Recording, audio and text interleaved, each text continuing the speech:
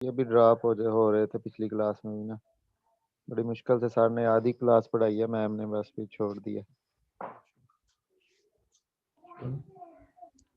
जी sir, net का issue आवाज आ मेरी रहा कट रही है? है। आपकी आवाज़ ठीक आ रही है सर। मेरे स्टूडेंट्स कह रहे हैं आवाज कट रही है।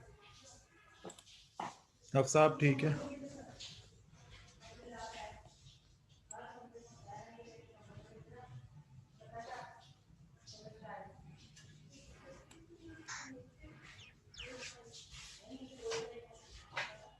चलें जी।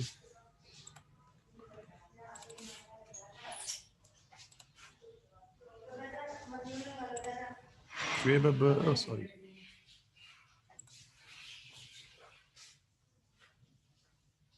ऐड कर लेना next.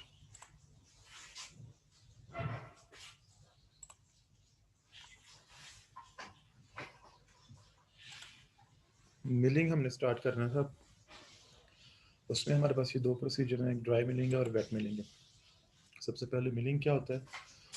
The term milling covers a wide range of processes. In general, they are the methods of transforming whole grains into the forms of suitable forms for consumption or conversion into the consumable products. जो milling है वो simple हम grains को जो है वो हम milling करते हैं ताकि उसके हम कंज्यूमेबल प्रोडक्ट्स बनाने के लिए उसको फ्लोर में कन्वर्ट कर सकें और फिर हम यूज़ कर सकें। दो प्रोसीजर हमने बताए हैं, वेट मिलिंग और ड्राई मिलिंग है। सबसे पहले इसमें हमने देखना है ड्राई मिलिंग। ऑब्जेक्टिव्स इसके क्या हैं? इसमें एक ऑब्जेक्टिव है इसका separation of bran and germ from the endosperm. Endosperm क्या है? वो जो हम खाते हैं मेनली उसके लिए हम यूज़ करते हैं प्रोटीन और स्टार्च जिसके अंदर होता है। और उसके बाद है इसमें reduction in the particle size of the endosperm, ताकि वो इतना फाइन पार्टिकल्स में हो जाए ताकि और हम उसकी प्रोडक्ट्स जो हैं वो बना सके जो हमारी इस टाइम रिक्वायर्ड है इंडस्ट्री को भी और होम यूज़ के लिए। दूसरा हमारे पास आता है wet milling based on the separation of grain और कंपोजिशनल कॉन्स्टिट्यूएंट्स। कंपोजिशनल कॉन्स्टिट्यूएंट कौन से हैं? इसमें प्रोटीन्स है, स्टार्च हैं, लिपिड्स आ जाते हैं। अब ये हम क्यों करते हैं? ये इसलिए करते हैं कि हमें उन ग्रेन्स के लिए इसमें हमें प्रोटीन अलहदा चाहिए और मेनली हमें जो चाहिए होता है वो स्टार्च होती है, कॉर्न इंडस्ट्री के लिए चाहिए, तो उसमें हम वेट मिलिंग को यूज़ करते हैं स्टार्च को सेपरेट करने के लिए, क्योंकि आगे हम उससे वाइड रेंज ऑफ प्रोडक्ट्स बनाते हैं इसकी। जो हम वीट में यूज़ करते हैं वो हम करते हैं ड्राई मिलिंग। जो वीट की मिलिंग है वो dry carried out by dry milling. इसमें कौन कौन से स्टेप्स हमारे पास इन्वॉल्व होते हैं? इसमें हमारे पास वीट की मिलिंग जब हमने स्टार्ट करनी है, सबसे पहले हमारे पास आना है क्लीनिंग, कि उसमें जो भी हमारे डस्ट पार्टिकल्स हैं या फॉरेन मैटर्स हैं उसको हमें सेपरेट कर लेना है। उसके बाद जो दूसरा हमारे पास आना है टेम्परिंग एंड कंडीशनिंग। ये होता है कि इसको पानी में से गुजारना है ताकि उसकी जो है हमारे पास उसका आउटर कवरिंग है वो सॉफ्ट हो जाए।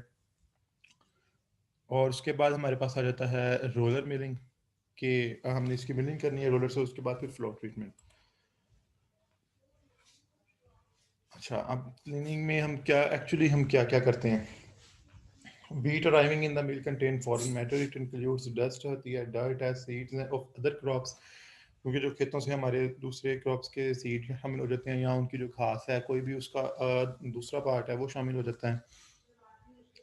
और पीसीज ऑफ द मेटल्स, ये जो है मेनली वजह है हमारी क्लीनिंग करने के लिए। पीसीज ऑफ द मेटल्स को जो है वो रिमूव करना बहुत ज़रूरी है। उसके बाद these impurities decrease the milling efficiency. Milling की एफिशिएंसी को कैसे डिक्रीज करती हैं? कि हमने जब इसको रोलर के अंदर से गुजारना है तो उनको भी एक तो हमारा जो इक्विपमेंट है उसको भी डैमेज करेंगे पीसेस ऑफ द मेटल हैं, उसके अलावा जो दूसरी चीज़ें हैं वो भी उसके अंदर या तो फंसेंगी तो या उनको ख़राब करेंगी। फिर जब हमने को मिलिंग कर लेनी है तो उसकी क्वालिटी को भी उसने ख़राब करना है कि उसके अंदर हमारा जो आटा है वो अच्छी क्वालिटी का नहीं होगा। उसकी जो सीड्स होती हैं हमारे रोलर्स की वो भी उसका भी एक साइज डिटरमिन होता है जो वीट के लिए होता है स्पेशली, तो इम्प्योरिटीज़ को उसमें से निकालना पड़ता है। Cleaning is required to increase the milling efficiency. इसके बाद है methods of the separating wheat impurities. हम जो क्लीनिंग करते हैं वो हम किस किस तरीक़ों से करते हैं, इम्प्योरिटीज़ को कैसे रिमूव करते हैं और बाकी चीज़ों को कैसे करते हैं। Cleaning methods based upon the different principles. Impurities are removed on the basis of the following characteristics. जो impurities हमारे पास आ जाती हैं वो हर impurities की different characteristics होते हैं, तो किसी एक से हम उसे जो है वो रिमूव नहीं कर सकते सारी impurities को। उसमें से हम कौन कौन सी यूज़ करते हैं? मैग्नेटिक प्रॉपर्टीज़ हैं, इन कैरेक्टरिस्टिक्स के ऊपर हम उसे सेपरेट करते हैं, साइज एंड डायमेंशन की बेस पे सेपरेट करते हैं। कि उसका साइज कितना बड़ा है। उसके बाद हम शेप की बेस के ऊपर उसको सेपरेट करते हैं। एक मिनट। उसके बाद आ जाती है हमारे पास specific gravity, behaviour in the air current, कि कौन सा एयर करंट हम जब पास करते हैं तो कौन सा किस तरह करता है बिहेव उसके अंदर। और ये जो स्पेसिफिक ग्रेविटी है, ये इनके हर एक का जो अलग वेट है और ग्रेविटी उसकी सेपरेट है, तो जब हम उसकी बेस पे सेपरेट करेंगे तो तब भी उसकी सेपरेशन हो जाएगी। सरफेस फ्रिक्शन है कि जब हम, इसका मतलब है कि जो सरफेस के साथ उसकी जो पार्टिकल्स हैं उसकी फ्रिक्शन और कितनी अटैचमेंट उसके साथ कितनी है।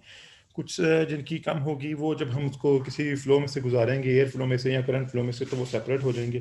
जो दूसरे हैं वो भी नहीं होंगे।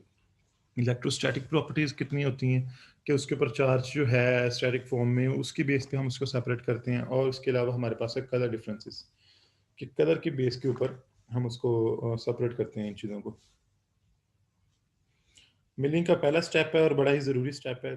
इसके बाद है हमारे पास equipments used for the cleaning. अब जो हमने ये पहले इसकी प्रॉपर्टीज़ को डिस्कस किया कि किस बेस पे कौन कौन सी प्रॉपर्टीज़ की बेस पे हम इनको सेपरेट करते हैं फॉरेन पार्टिकल्स को, तो उसके लिए जो जो इक्विपमेंट हमारे पास यूज़ होते हैं, मैग्नेटिक सेपरेटर है, नाम से ही सभी को पता चल जाएगा आपको। The wheat first passes by a magnet that removes iron and the steel particles। जो भी हमारे पास मेटल पीसीज होंगे वो जो है हमारे मैग्नेटिक सेपरेटर से हमारे पास सेपरेट हो जाएंगे।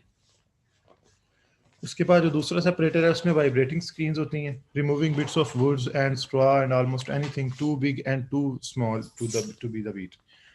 जब हमने इसको सेपरेटर, वाइब्रेटिंग सेपरेटर्स का मतलब है जब वो वाइब्रेट करेगा तो हर चीज़ उछलेगी या वो बैठी रहेगी। अब जो चीज़ तो बहुत ज़्यादा वजनी होगी, बहुत बड़ी होगी, वो कम उछलेगी, जो हल्की होगी वो ज़्यादा उछलेगी। तो वीट की अलहदा एक होती है कि जो इस तरह फिर वीट से बहुत बड़े होंगे वो भी सेपरेट हो जाएंगे, और जो वीट से बहुत ज़्यादा छोटे होंगे वो भी सेपरेट हो जाएंगे। ये हम सारे इम्प्योरिटीज को रिमूव करने के लिए एक ही नहीं यूज़ करते। इसमें कुछ होता है कि एक हमारे पास इंस्ट्रूमेंट है, उससे कुछ टाइप की, डिफरेंट टाइप्स की या ज़्यादा टाइप्स की इम्प्योरिटीज रिमूव हो जाती हैं। लेकिन अगर कुछ तरह की नहीं होती तो हमें उसको 2-3 दफ़ा 3 चीज़ों के अंदर से गुजारना पड़ता है। Aspirators, air current acts as a kind of vacuum to remove the dust and lighter impurities. अब इसमें जो हमने ऊपर वाली में उस बहुत ज़्यादा बड़ी और दूसरी तो रिमूव कर ली है, अब डस्ट को रिमूव करना है तो ये एक किस्म का वैक्यूम की तरह एक्ट करता है एयर करंट, और जो लाइट इम्प्योरिटीज होती हैं उनको साथ ले जाता है जब वैक्यूम सेपरेटर जिस तरह काम करता है। उसके बाद है डी स्टोनर। इसमें हम स्टोन्स को रिमूव कर लेते हैं जिस तरह के हमारे पास पार्टिकल होते हैं यूजिंग ग्रेविटी। जो ऊपर हमने इसकी ग्रेविटी की प्रॉपर्टीज देखी थी कि उसकी बेस पे हम किस तरह सेपरेट करते हैं। The machine separates the heavy materials from the light to remove stones that may be the same size of the wheat kernels. अब हमने पहले बहुत लार्ज भी देखनी है, बहुत स्मॉल भी देखनी है, लेकिन अब जिनका साइज व्हीट कर्नल के साइज के बराबर है वो डेफिनेटली अगर स्टोन होंगे तो उनका वेट उतना बड़ा होगा।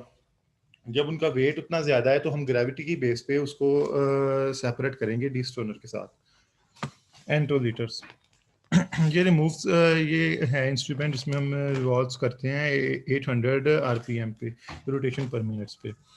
Break infested grains and eggs of the insects. जब हमारे इन्फेस्टेड ग्रेन्स का मतलब है जिसके अंदर इन्फेक्शन हो चुका है इंसेक्ट से, इनके इंसेक्ट्स जिसके अंदर शामिल हो चुके हैं। उसके बाद आ जाते हैं एग्स ऑफ द इंसेक्ट्स। तो ये भी जब रिवॉल्व करता है तो हमारे पास ये लाइट किस्म की ये चीज़ें निकल जाती हैं इसके अंदर से। Die separators, the wheat passes through a separator that identifies the size of the kernels even more closely। ये जब हम इस डाई सेपरेटर से हम इसको करवाते हैं पास, तो ये जो है हमारे वीट के कर्नल्स होते हैं, ग्रेन्स होते हैं, ये इनको और फाइनली जो है वो ऑब्जर्व करता है और rejects anything longer shorter and more round. जब इसकी जो सीव्स होती हैं वो इस तरह वर्क करता है कि जो बहुत ज़्यादा लंबी होती हैं वो भी निकल जाती हैं, जो बहुत ज़्यादा छोटी होती हैं इनके साइज से वो भी निकल जाती हैं, और जो राउंड शेप में होती हैं वो निकल जाती हैं। इसके बाद है हमारे पास scorer. The scorer removes the outer husk, crease disc, and any smaller impurities with an intense scoring action। Intense scoring action ये होता है कि जब आपने किसी सरफेस के ऊपर कोई चीज़ फ्लो कर रही है तो उसके हमने क्या नाम है ड्रिफ्टिंग की बेस पे या कोई चीज़ अगर पीछे रह गई है जो हमने ऊपर सरफेस टेंशन पड़ी थी उसकी बेस पे इसने सेपरेशन करनी होती है। Currents of the air pull all the loosen materials away, जो भी ढीला होता है यानी कि जब हम एयर फ्लोज को पास करवाते हैं तो जो उसकी सरफेस के साथ जुड़ा नहीं रह जाता उसको हम ये सेपरेट कर लेता है। उसके बाद है हमारे पास colour sorter. Colour sorting of the seeds is common practice in rice milling industry. अब राइस की जो है हमारे पास कलर्स बहुत सारे होते हैं और इसके अंदर हमें ये इजी होता है कलर सॉर्टिंग से जाके हम जो चीज़ें हमारे नहीं चाहिए वो हम इसको सेपरेट कर लें। Seeds are separated from the bulk of the grains based on the differences in their color. Electronic sensors are use. अब वैसे हम कलर के हिसाब से देखें तो हमारे पास ऊपर सारी मशीनें हैं तो हम कलर को हाथों से तो नहीं ना सेपरेट कर सकते, तो इसलिए हमारे पास इलेक्ट्रॉनिक सेंसर्स के लिए यूज होते हैं जो डिफरेंट कलर्स के लिए डिफरेंट रिएक्ट करते हैं और इस तरह हम उनको से सेपरेट कर लेते हैं। इलेक्ट्रिक फील्ड हमारे पास आ जाता है उसके बाद कि इलेक्ट्रिक फील्ड से भी हम सेपरेट करते हैं। Separation is achieved by charging particles. ये ऊपर इलेक्ट्रोस्टैटिक प्रॉपर्टीज हमने पढ़ी थी कि हम उसको पहले चार्ज कर लेते हैं अपनी जो है ग्रेन्स को या उसकी जो बल्क क्वांटिटीज जिस तरह भी हमारे पास पड़ी हुई हैं and placing them into an electric field. Instrument definitely इसके लिए भी यूज होता है या हम वैसे एक इलेक्ट्रिक फील्ड जो है उसके लिए क्रिएट कर लेते हैं तो उसके अंदर हम इसको प्लेस कर देते हैं। Electrostatic forces cause mechanical movement which used for the separation process. अब जब हमने उनके पार्टिकल्स को चार्ज कर लेना है तो अब व्हीट कर्नल्स के ऊपर डिफरेंट चार्ज आएगा, सेम हर इम्प्योरिटीज के ऊपर उसका डिफरेंट चार्ज आएगा। उसके बाद जब हम उसको इलेक्ट्रिक फील्ड के अंदर प्लेस करेंगे तो वो चार्ज को अपनी तरफ यहाँ खींचेंगे या उसको करेंगे मूव करवाएंगे। तो जब हमने उसको इलेक्ट्रिक फील्ड के अंदर प्लेस कर दिया तब उसकी जो सेपरेशन है वो हमारे पास हो जाएगी। मैकेनिकल मूवमेंट क्रिएट करेगा, जो है पार्टिकल्स वो मूव करेंगे और सेपरेट हो जाएंगे। इसके बाद हमारे पास आ जाता है टेम्परिंग एंड कंडीशनिंग।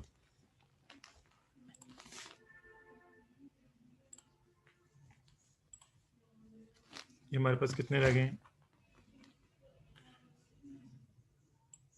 मिड का कोर्स तकरीबन आपका खत्म हो गया।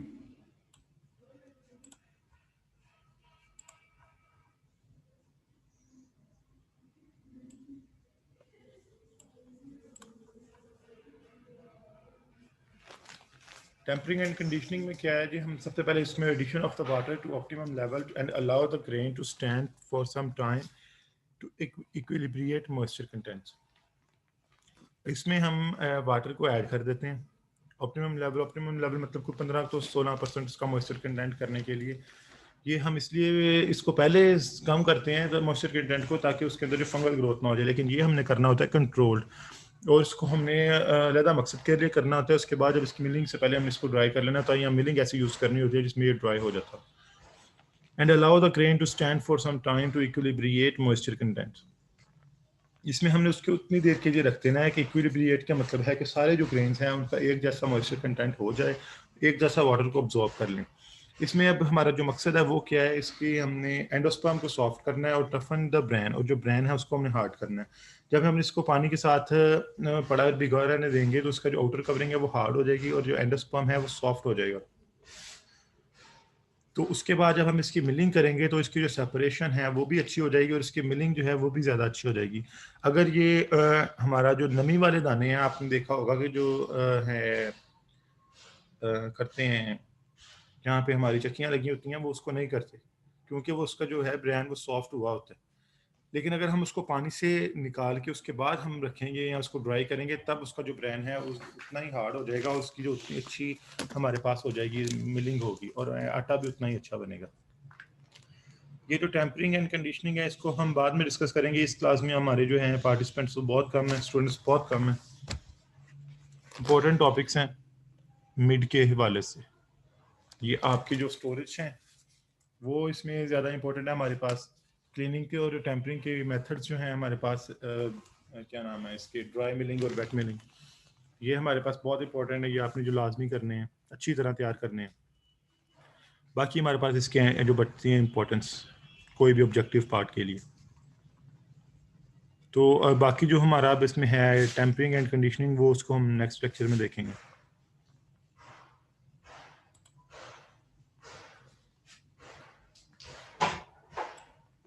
शुएब, कोई ऐसा स्टूडेंट है जो पक्का पक्का नहीं आ रहा? आपकी क्लास में कितने स्टूडेंट हैं?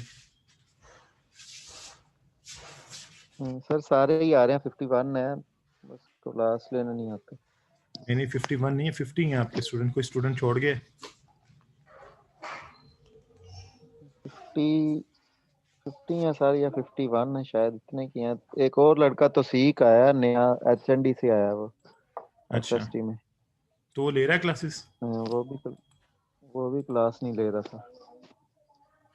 सर वो इंक्लूड करके 50 है, वो हाँ, जो वो HND इंक्लूड करके वाला 50 है और ना। छोड़ के जी, छोड़ के चलो कोई भी नहीं गया।